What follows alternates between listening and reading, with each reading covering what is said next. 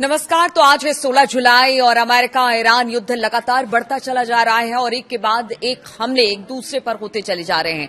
आज कुछ खबरों के साथ, तमाम अपडेट्स के साथ मैं हाजिर हूं नीलू, और आपको दो चार खबरें ऐसी हैं जो बताना जरूरी है कि क्या वहां पर स्थिति बनी हुई है। इसमें बात आज गजा की भी होगी, ईरान ने जो हमले अमेरिका पर किए हैं उसकी भी होगी, अमेरिका ने जो हमले ईरान पर किए हैं उस पर भी बातचीत होगी, और साथ ही साथ चाबहार बंदरगाह को किस तरह से निशाना बनाया गया है, जो भारत के लिहाज से भी ये खबर सही नहीं है। आज बात इस पर भी होगी।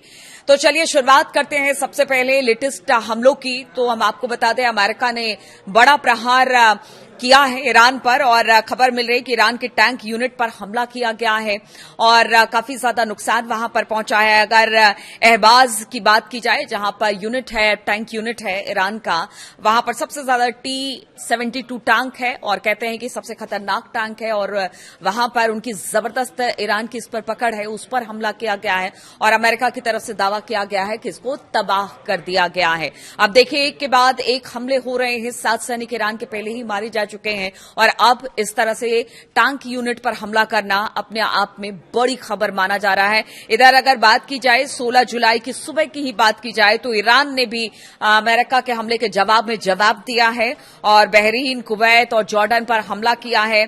अगर बहरीन की बात की जाए, एयरबेस पर बड़ा हमला किया बैलिस्टिक मिसाइलों से। हालांकि यह कहा गया बहरीन की तरफ से कि इंटरसेप्ट उनको कर लिया गया, लेकिन बताया जा रहा है कि इसके बावजूद कई ऐसी बैलिस्टिक मिसाइलें हैं जो अंदर जाकर गिरी है, यानी कि अमेरिकी एयरबेसिस पर गिरी है और उसके बाद वहां पर भारी तबाही हुई है। चाबहार की भी बात करेंगे, लेकिन उससे पहले गजा की बात कर लेते हैं। तो गजा पर भी एक बार फिर से हमले शुरू हो गए हैं। देखिए, सीज फायर हुआ था, लेकिन अब ऐसा नहीं लग रहा है कि वहां पर किसी तरह का सीज फायर है, क्योंकि नेतन्याहू है कि वो चुपचाप बैठने वालों में से है नहीं, लगातार हमले कर रहे हैं। गजा पर हमले भीषण होते चले जा रहे हैं पिछले कुछ दिनों में।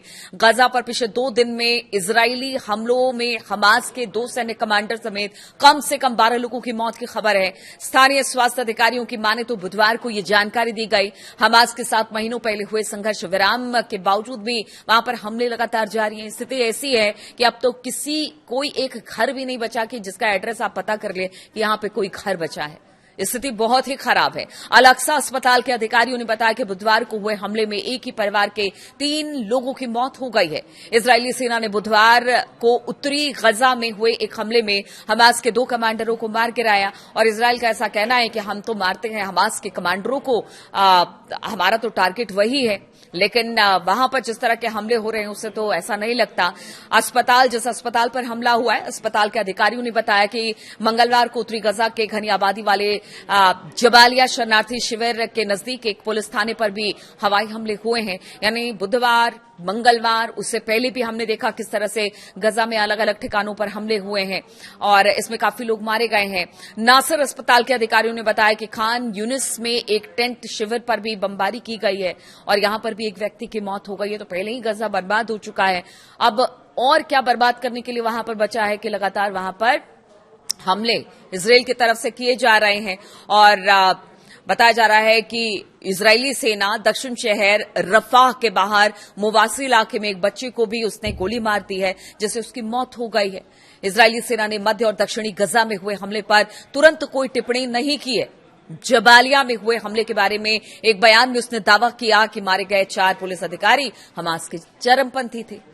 तो इस तरह के दावों के साथ वहां पर लगातार हमले गजा में हो रहे हैं। स्थिति बद से बदतर होती जा रही है, कोई रोकने वाला नेतन्याहू को नहीं है और उनके दावे के समर्थन में कोई सबूत हालांकि इजरायल ने पेश नहीं किए। वो हमेशा हमले करता है, लेकिन जहां पर सबूत देने की बात होती है वहां पर किसी तरह का कोई सबूत नहीं मिलता दिखाई देता है। इजरायली सेना के अनुसार आईडीएफ के हमलों में अली शमलाक हमास के नुखबा कंपनी का डिप्टी कमांडर था। बताया जा रहा है कि उसको मारने का दावा किया गया है और कहा गया है कि वो आतंकवादियों की ट्रेनिंग दिया करता था जो इजरायली नागरिक और सैनिकों पर हमले की योजना बनाते थे। आईडीएफ के मुताबिक मारा गया दूसरा आतंकी नासिर लोह था, जो हमास के सबरा बटालियन में नुखबा सेल का प्रमुख था। तो इस तरह की बातें अब कर रहा है। हालांकि किसी तरह का कोई सबूत नहीं दिया है इजरायल ने और लगातार हमले गजा में इस वक्त चल रहे हैं और यहां पर हालात बद से बदतर है। अब देखिए, बात चाबहार की कर रही थी। अमेरिका ने ईरान के चाबहार पोर्ट पर भीषण बमबारी की रिपोर्ट के मुताबिक ईरान के अहम चाबहार बंदरगाह पर मौजूद समुद्री ट्रैफिक कंट्रोल टावर पर अमेरिकी सेना ने मिसाइल से हमले के लिए, जिसमें टावर पूरी तरह से तबाह हो चुका है। देखिए, पिछले बार जब हमला हुआ था तब चाबहार बिल्कुल बच गया था। कहा जा रहा था कि खुदा का शुक्र है कि चाबहार बच गया, लेकिन अब इस बार खास तौर पर चाबहार को निशाना बनाया जा रहा है। एक हफ्ते से भी कम समय में इस सुविधा पर दूसरा सीधा हमला बताया जा रहा है अमेरिका का। अमेरिका ने दक्षिणी ईरान के चाबहार में आम नागरिकों के इस्तेमाल करने वाली मैरीटाइम कंट्रोल टावर पर भी हमला किया है। रणनीतिक नजरिए से अगर बात की जाए तो चाबहार ईरान के लिए बहुत अहम है। यह हॉर्मुज स्ट्रेट के बाहर देश का एकमात्र गहरे पानी वाला बंदरगाह है जो कि ईरान को खाड़ी से गुजरे बिना सीधे हिंद महासागर तक पहुंचा देता है। ये भारत के सहयोग से बने चाबहार कॉरिडोर का मुख्य केंद्र भी है, जो पाकिस्तान को पूरी तरह से दरकिनार करते हुए ईरान को अफगानिस्तान और मध्य एशिया से जोड़ता है। फिलहाल ये साफ नहीं हो पाया है कि क्या ये हमला उस जगह पर किया गया जहां भारत का प्रोजेक्ट है, लेकिन चाबहार पोर्ट पर हमला करना हॉर्मुज चोक पॉइंट के बाहर व्यापार करने पर और काम काज चलाने की ईरान की क्षमता पर सीधे सीधे हमला करने का संकेत है।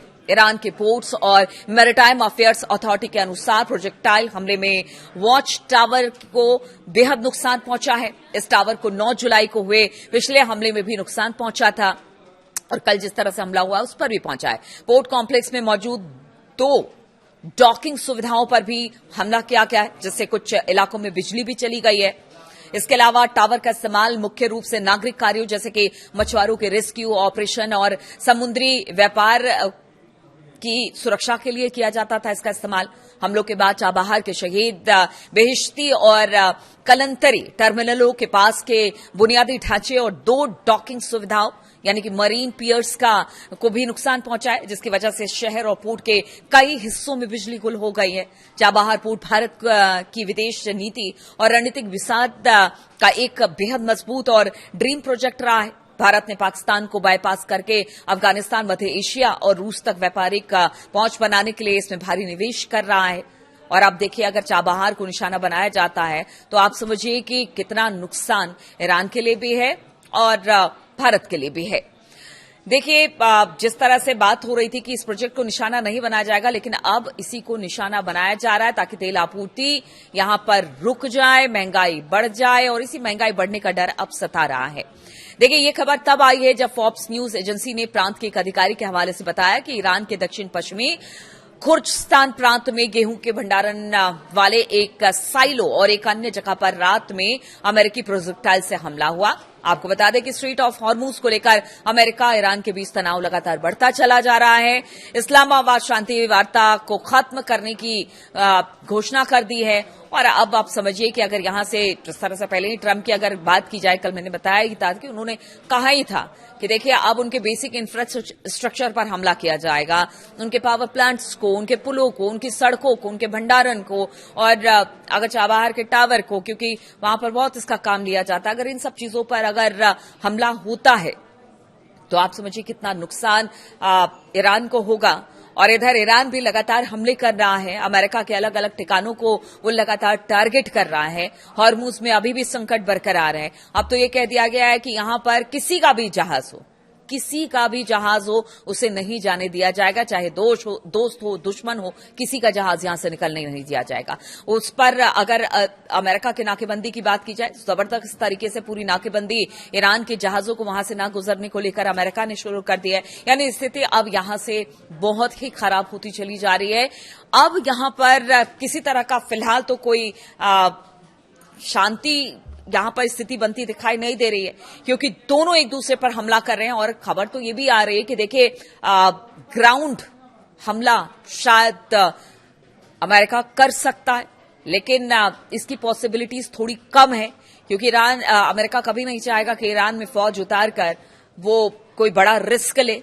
लेकिन जिस तरह से ईरान के फौजी ठिकानों पर, तेहरान के आसपास के इलाकों में उनके टैंक, उनके सैनिकों यानी ईरान के सैनिकों पर अगर अमेरिका हमला कर रहा है तो उसके क्या मायने निकलते हैं, ये भी समझने वाली बात होगी। क्या अब धीरे धीरे इन सब जगहों को टारगेट करके अमेरिका किसी तरह से अंदर घुसने की कोशिश कर रहा है?